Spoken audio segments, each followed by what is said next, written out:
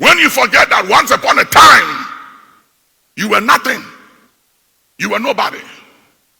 And it is only by grace today that you stand where you stand. I remember some years ago, there was a president in this country, Mr. President, and I won't want to mention the name, but Mr. President knows some of these things.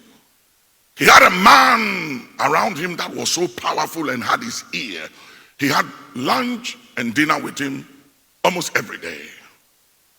And he was so powerful that he wrote letters in the name of the president as he pleased to fire people and made it difficult for the president to govern. It was like you had two presidents. And one day I called the president and he picked up the phone of the president and I said, Mr. President, he said, this is not Mr. President. He mentioned his name and he said, what is it? I said, I need to speak to him. He said, he's very busy. He can't talk to you now. Tell him to call you. Mr. President never called me, so I stopped worrying myself. I said, if he doesn't call, I won't bother myself. So I left it alone. And he was so powerful that when the president take decision, he will go see the president and change it.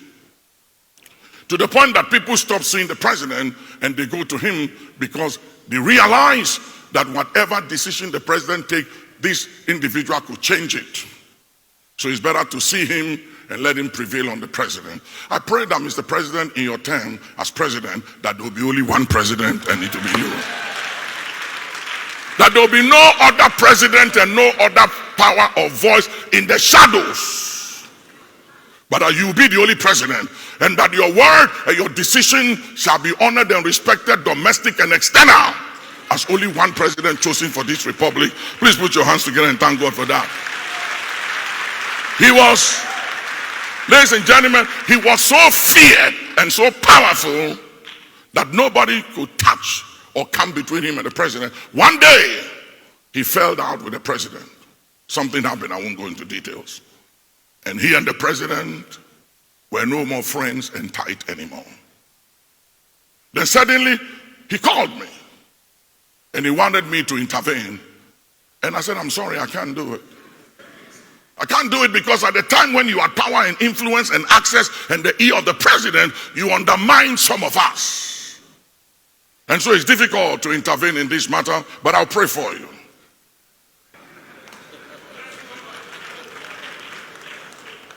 And my prayer simply was this: Father, let him reap what he has sown.